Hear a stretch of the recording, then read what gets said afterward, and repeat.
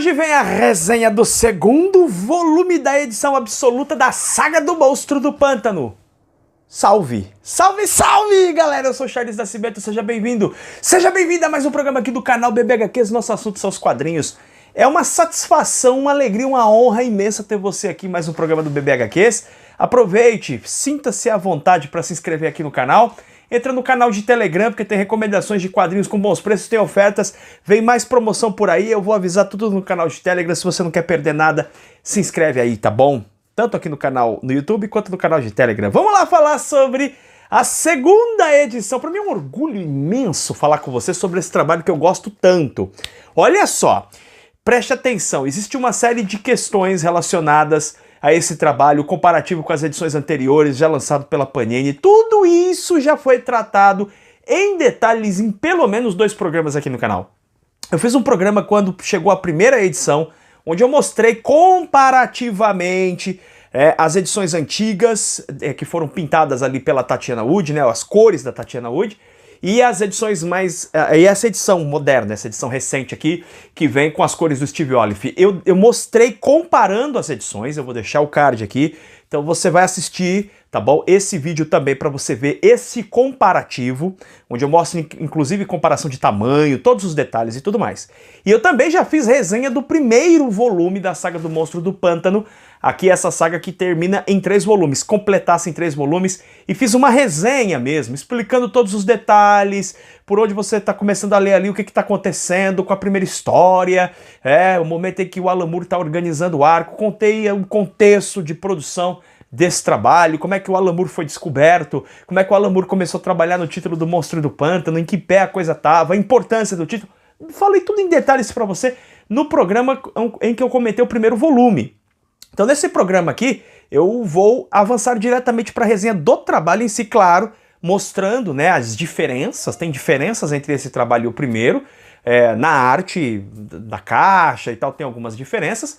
O resto é tudo igual, né? Assim, em termos de qualidade de papel, encadernamento, isso aí tudo é a mesma coisa. E vou fazer aqui a resenha do trabalho para você, lembrando que aqui na descrição tem os links para você adquirir. E eu digo isso antes de fazer a resenha, eu já te afirmo que vale muito a pena você adquirir esse material. E aí, nesse momento que eu tô gravando esse programa, algumas pessoas não estão encontrando o primeiro volume da série. Charlão, vale a pena comprar o segundo, sair o terceiro, compra o terceiro, espera para republicar o primeiro? Vale, porque eu sinceramente duvido que a Panini não vá republicar esse primeiro volume. Eu acho que você precisa ter isso aqui na sua coleção, tá? É um dos trabalhos mais espetaculares. E é o tipo de quadrinho que se você leu e não gostou é porque você não leu direito. Simples assim, essa série foi premiadíssima na época que foi publicada. É um dos trabalhos mais brilhantes de um dos mais brilhantes escritores de quadrinhos de todos os tempos, Alan Moore, e é muito importante para você captar tudo que o Alan Moore está desenvolvendo nesse trabalho aqui, que você leia o arco completo. Você tem que ler os 3 volumes, você tem que ler toda a fase que o Alan Moore fez, porque ele vai resolvendo coisas ao longo da série. Eu vou explicar isso já pra você. Vamos dar uma olhadinha no trabalho primeiro. Que coisa linda esta caixa. Mesmo padrão, vou tirar a caixa aqui pra você, tá? Aquele mesmo padrão, uma caixa bastante resistente, bastante forte, com uma imagem bem legal aqui, né? O Monstro do Pântano mais avermelhado. Isso logicamente tem a ver com essa etapa aqui de toda a fase do Monstro do Pântano. Tem aqui o Monstro do Pântano segurando aqui, né, o que parece ser o planeta Terra. Isso também tem a ver com o que a gente vai acompanhar nesse segundo volume aqui. Você vê aqui a lombada, volume 2. Muito bonito, muito chique. Isso aqui é coisa chique, é coisa linda, coisa fina. Eu vou deixar essa caixa aqui, tá? Tem esse verniz bonito nela também. Vou te mostrar aqui o encadernado, a imagem aqui também, né, com aquela textura na capa. Esse volume ele é um pouco maior do que maior que eu quero dizer em número de páginas, tá? O tamanho é o mesmo. Ele tem um pouco mais de páginas do que o primeiro volume, extras diferentes também, eu já vou te mostrar todos os detalhes, tá bom? Aqui você vê que tem também o número 2, Monstro do Pântano número 2. Aqui o selo do Black Label, que é o selo de quadrinhos adultos da DC atualmente, né? O Monstro do Pântano, eu já disse isso no primeiro volume, vale lembrar, que é a série que praticamente originou o surgimento, a ascensão do selo Vertigo, que foi o selo de quadrinhos adultos da DC, que depois migrou, mudou, o selo Vertigo não existe mais, hoje é o Black Label. Mas assim, quanto mais eu leio esse trabalho, quanto mais eu vou entendendo o contexto da produção do Monstro do Pântano, eu vou entendendo a absoluta importância que esse quadrinho tem pro universo dos quadrinhos americanos. Não é só que é muito bom a saga do Monstro do Pântano, muito bom, uma das melhores coisas que eu já li na minha vida, com certeza, tá? Mas para além disso, teve uma importância muito grande de acabar com o Comics Code Authority. Ele não acabou oficialmente, ele só foi acabar em 2011, né? Mas trazendo essa pegada de trazer histórias mais poderosas, mais incisivas, mais questionadoras e com mais elementos de horror, foi importantíssimo para toda uma leva de quadrinhos espetaculares que surgiram nos anos 80. Esse quadrinho aqui ele é primordial, tá?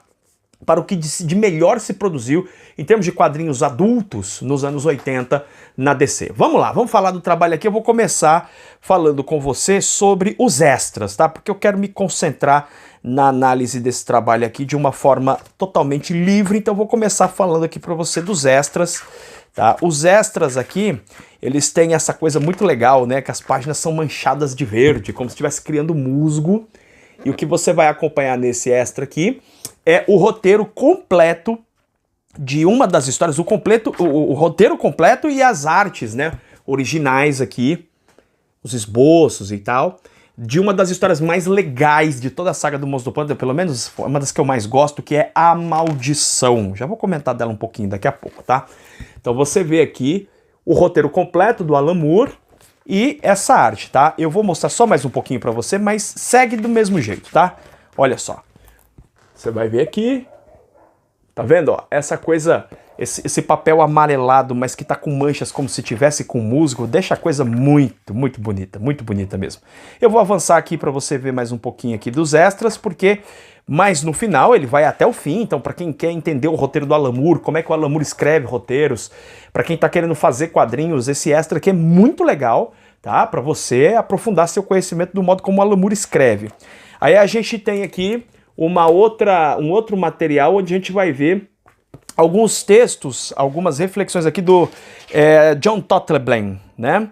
O John Todd LeBlanc, que foi um dos artistas e que comenta aqui um pouco sobre esse processo de construção desse trabalho, inclusive o que acontecia na época, a DC limando algumas artes por conta do Comics Code Authority. Por mais que a série já estivesse fazendo muito sucesso, já tivesse atropelado com o Comics Code Authority, ainda tinha alguns receios e isso fica apresentado aqui nesse extra. Aqui vai falar sobre o Art Goodwin, que foi feito um grande roteirista, né? Importantíssimo na criação de quadrinhos de terror e da DC e da Marvel também, quando ele veio a falecer. Tá comentando aqui sobre uma homenagem que foi feita dentro da saga do Monstro do Pântano. Olha essas artes em preto e branco, espetaculares. Tá? Algumas páginas aqui em preto e branco dessa arte lindíssima. Olha só isso. E aí no final você tem aqui as biografias que já tem lá no primeiro volume, fitilho, tá? Tem um fitilhozinho aqui, não precisa tirar não, né? Você já sabe, tem um fitilho aqui, tá? Beleza, já era. É isso que tem nesse quadrinho aqui, então os extras são um pouco diferentes porque você tem essa oportunidade de ver o roteiro completo. Vamos lá, do que trata esse segundo volume da saga do Monstro do Pântano? Aqui a gente vai ver uma coisa que o Alan Moore vai produzir ao longo dessa série, que o Alan Moore começa o primeiro encadernado lá, como você viu na resenha, mostrando um pouco dessa trajetória do Monstro do Pântano e ele se descobrindo, ele entendendo exatamente o que ele é. O Alan Moore vai, de certo modo, resetar, ou fazer um retcon, recontar a origem do Monstro do Pântano e você vai acompanhar, nessa primeira etapa, o Monstro do Pântano enfrentando muitas atrocidades, muito terror, né? Embora tenha aquela história lindíssima que fecha o primeiro encadernado, que é o Rito de Primavera, que é basicamente uma história romântica, cósmica, muito cheio de LSD natural, sensacional a história, mas ele basicamente é uma história, o primeiro volume ele vai falar muito de histórias de terror. O segundo também é um quadrinho de terror barra horror. Porém, esse segundo volume ele tem uma abordagem diferente do primeiro. O que acontece é que com o avanço da série e o sucesso que ela estava fazendo, o Alan Moore começa a inserir temáticas dentro da narrativa. Ele vai criando histórias que vão apontando para problemas ambientais, problemas sociais que vão aparecendo nas histórias. Por exemplo, aqui na primeira história nós temos notícias sobre Eu sempre esqueço o nome dessa história. O Ronk Fussa, o Ronk Fussador. Esqueci o nome da história. Mas é que a gente vai ver o Monstro do Pântano. Aqui, ó, desculpa, gente, perdão. É aqui, a Notícias do Fussa Radioativa, tá? Essa história, basicamente, ela vai fazer toda uma crítica a essa questão da energia atômica, muito utilizada. O Alan Moore tá pegando aqui, utilizando, só que ele não faz isso de forma isolada. Ele usa essas histórias para mostrar o problema da energia atômica, ele insere muitas doses de terror na história, mas ao mesmo tempo ele vai fazendo com que o Monstro do Pântano vá descobrindo mais sobre os seus poderes, ele vai aprendendo mais sobre os seus poderes. Com um detalhe muito importante, é que logo no começo aqui, a gente vai ver o Monstro do Pântano tendo contato com um dos personagens que ficaram mais conhecidos dentro da saga do Monstro do Pântano. Eu não sei se você sabe ou não, mas foi na saga do Monstro do Pântano onde pela primeira vez aparece o mago John Constantine. John Constantine, que é uma criação do Alan Moore, tá? Então a gente vai acompanhar aqui o Constantine aparecendo e no começo aqui da história você não entende bem o que está rolando. O Constantine está conversando com algumas pessoas, ele conversa com pessoas diferentes, você não sabe muito bem por que o Constantine está fazendo aquilo.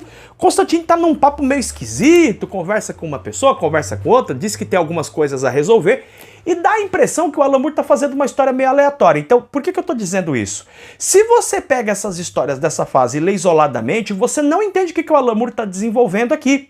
Porque existem alguns aspectos, principalmente neste segundo encadernado, que o Alan Moore vai desenvolvendo, que ele coloca no comecinho aqui do encadernado, ele coloca o John Constantine fazendo algumas ações e conversando com algumas pessoas, que só vai ficar resolvido lá no final.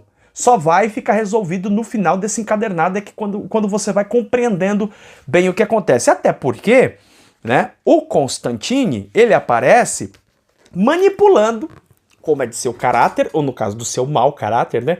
Manipulando a Abe e principalmente o Monstro do Pântano com a seguinte coisa: você não sabe o que você é, eu sei o que você é, eu posso te dar informações, conhecimento verdadeiro. E a gente vai acompanhar aqui ao longo da história que o Constantine vai manipulando o Monstro do Pântano para que ele apareça em lugares diferentes nos Estados Unidos. Esse grande arco é conhecido como o Arco do Gótico Americano, né? Enquanto isso, alguns companheiros do Constantine vão enfrentando esse tipo de aberração. E parece aleatório. Você tá lendo isso aqui, se você pegar esse encadernado dessa história, se você desistir no meio do encadernado, você não vai entender. Tá? Tem gente que lê uma história de um encadernado de 400 páginas, não entende a história, desiste do encadernado. Não pode, galera. Essa saga do Monstro do Pântano, você não pode desistir dela, porque o Alan Moore é exigente, ele não tá preocupado com preguicinha. Ele vai desenvolver essa história ao longo de várias histórias, e para você pegar e captar, você tem que ler tudo. Não adianta parar na metade do caminho. Então a gente vai ver o Monstro do Pântano enfrentando vampiros, inclusive uma referência a uma antiga história do Monstro do Pântano que nem está dentro da saga do Monstro do Pântano. Tem menor problema, você vai conseguir compreender bem. Ele vai enfrentar alguns vampiros. A gente vai ver uma história aqui, tá? Sensacional, que eu até já comentei com você, que é a história A Maldição, que é aquela história que tem o roteiro todinho completado, onde o Alan Moore está fazendo aqui também, ele está apontando para problemas em relação ao machismo, em relação a mulheres que são agredidas, e ele vai fazendo isso sempre contribuindo com a narrativa do Monstro do Pântano. O Constantine vai manipulando o Monstro do Pântano para que ele viaje para pontos diferentes dos Estados Unidos e a todo momento há a declaração de que existe uma coisa no ar. Tem alguma coisa errada acontecendo, a coisa está desequilibrada e por isso que eventos sinistros como esse estão acontecendo. Há uma história aqui relacionada à história do preconceito racial nos Estados Unidos, tá? Tem uma história aqui que vai acontecendo durante as gravações de uma novela. Então também tem esse elemento aqui e, de novo, tá? O Alan Moore ele vai construir aqui uma estrutura narrativa que parece, a impressão que dá, para quem nunca leu a saga do Monstro do Pântano, é que essas histórias estão desconectadas.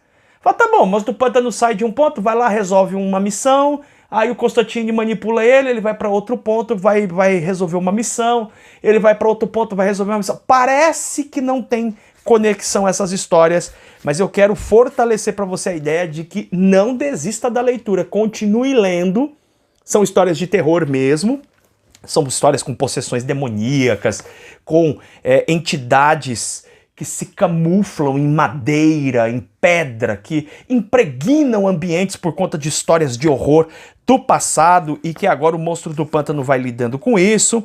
Vai aparecer uma figura que vai se desenvolver ao longo de toda a cronologia aí do Monstro do Pântano, que é o Chester. Ele descobre uma leguminosa que aparece no Monstro do Pântano, isso vai ter algumas implicações também. Tô avançando mais um pouco aqui e a gente vai conhecendo um pouco mais sobre essa relação do Monstro do Pântano com a Abby. A gente vai ver esse relacionamento se desenvolvendo. E também tem uma história aqui que vai, ainda nessa onda do Alan Moore, de falar de horrores ligados a questões da modernidade, ele vai falar sobre a questão das armas. As armas dos Estados Unidos, o Alan Moore também, ele vai dar uma cutucada no leitor com essas histórias, mas lembrando que o Alan Moore, embora esteja usando esses elementos, como a questão da violência contra os animais, que já aparece lá no primeiro volume, a questão do meio ambiente, a questão da energia atômica, a questão da utilização de armas, a questão até mesmo relacionada às drogas, ele está trabalhando tudo isso, mas sempre a serviço da narrativa, embora não pareça. Embora não pareça, eu estou batendo nesta tecla porque eu não quero que você perca a experiência fantástica que é ler essa fase.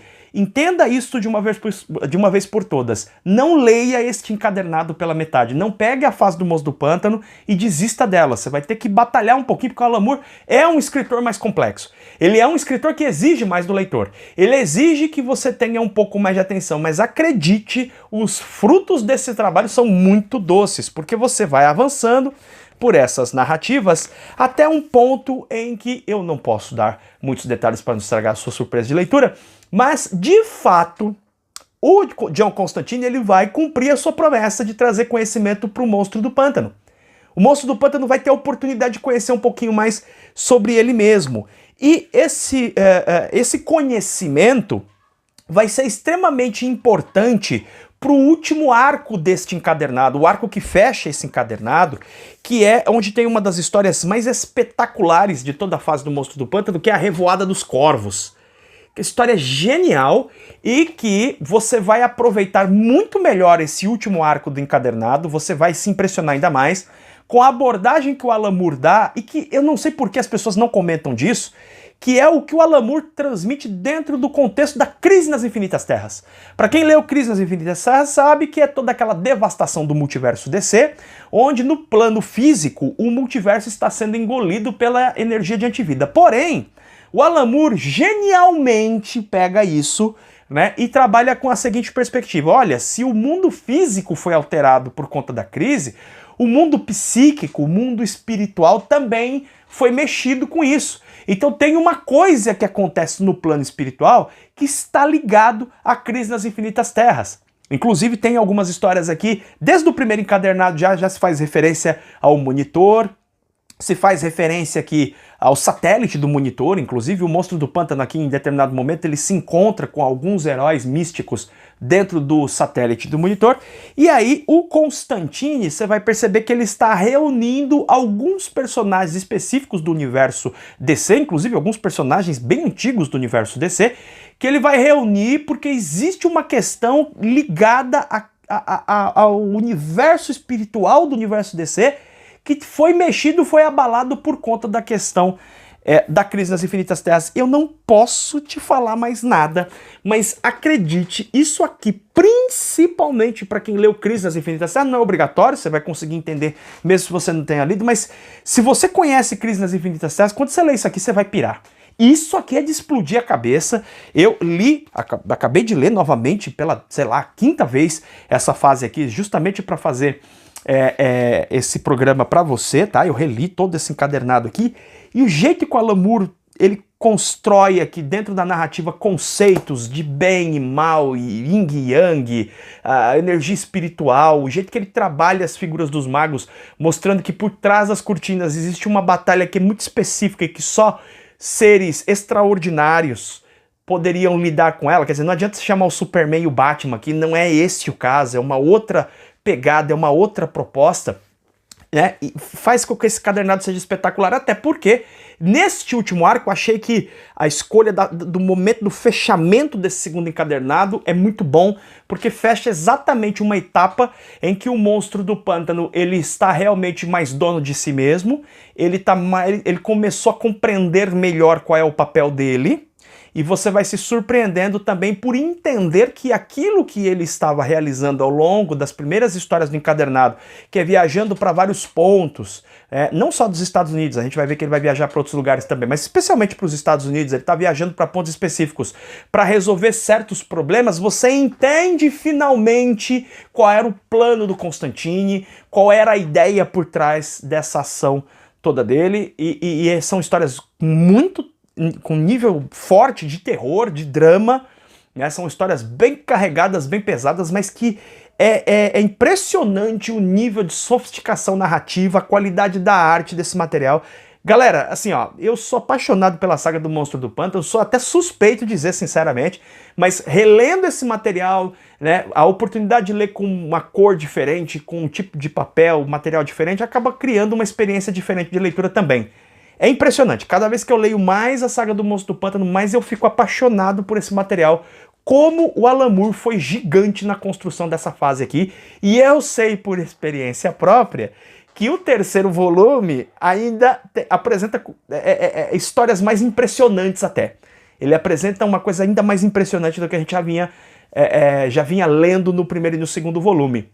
Mas é importante que você tenha os 3 volumes e leia numa tacada só, porque o Alan Moore ele vai amarrando tudo, tá? Não tem nada solto aqui, né? Inclusive, não à toa, a primeira história lá do primeiro encadernado chama Pontas Soltas. Ali o Alan Moore começa a amarrar, dá uma amarração e ele vai desenvolvendo. E aqui o que a gente sente no trabalho de roteiro especificamente, a arte também, a gente sabe que a arte, os autores estavam pesquisando sobre o tipo de vegetação. Por exemplo, você vai ver o Monstro do Pântano como é que eu vou dizer para você assim, ele muda, ele utiliza plantas diferentes para compor o seu corpo. Então são sacadas que os artistas tiveram, tá? Eu tô falando Alan Moore o tempo todo aqui, mas na verdade a gente sabe que os artistas participaram de uma maneira muito ativa, sugerindo inclusive histórias para o Alan Moore, fazendo uma baita pesquisa sobre as vegetações dos locais onde o Monstro do Pântano aparecia. Então teve um trabalho de pesquisa muito profundo na arte, na construção desse trabalho aqui, tá? Mas o que a gente vê, tanto dos artistas quanto do roteiro do Alan Moore, é uma liberdade maior, né? Passado aquele primeiro momento, e agora eles já mais, me parece que mais à vontade com o fato de que estavam trabalhando na DC, que tinha uma série de sucesso, que estava vendendo bem, o Alan Moore e os seus artistas se sentem mais à vontade para explorar mais, para desenvolver mais e até para mexer com coisas bem mais canônicas dentro do universo DC. Eles se sentem mais à vontade para fuçar mais, para cutucar mais, para inserir novas ideias dentro do quadrinho. E apesar de quase 40 anos da publicação desse material, é impressionante como ele cheira coisa nova, como ele é sofisticado, como ele é bom, né, nas suas composições de quadros, né, que mudam muito o tempo todo. A gente tem uma impressão clara de que cada quadro aqui foi feito com uma atenção especial, né? A inserção de novos personagens que é feita de uma maneira muito sutil, né? O modo como a gente tem um senso de crescimento, de progresso na narrativa pelo próprio desenvolvimento da figura do Monstro do Pântano. Você tem essa impressão de que ele está evoluindo e a narrativa vai evoluindo junto com ele, e até mesmo as lutas do Monstro do Pântano, as dificuldades as quais ele enfrenta, a gente sente que vai ampliando, e o Alan Moore, inteligentemente, ele continua nesse segundo encadernado, plantando questões aqui para desenvolver em histórias futuras que a gente vai acompanhar no terceiro volume, algo bastante ligado à figura da Abe. A Abe também tem uma situação aqui que vai plantar um gancho para resolver lá no terceiro encadernado. Olha, galera, é uma série simplesmente fantástica, fabulosa, de nível altíssimo, nota 10 de 10, com certeza.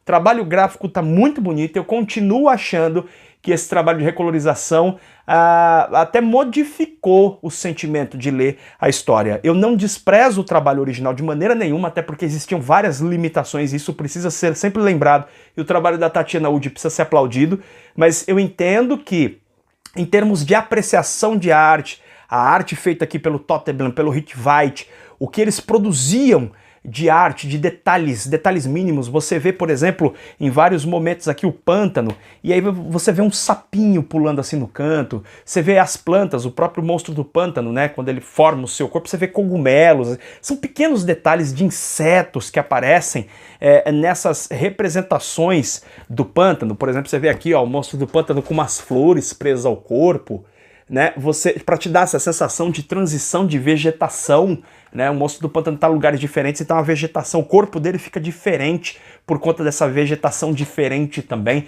Eles conseguem transmitir isso na arte.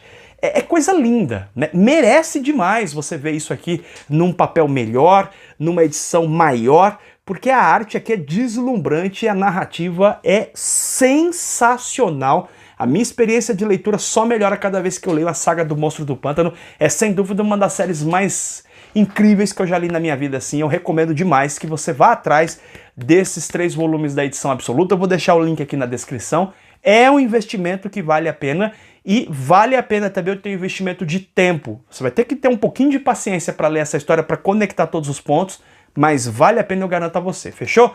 É isso aí, a gente se vê em breve em mais um programa do canal BB HQs. Beijo enorme no seu coração, tchau, tchau!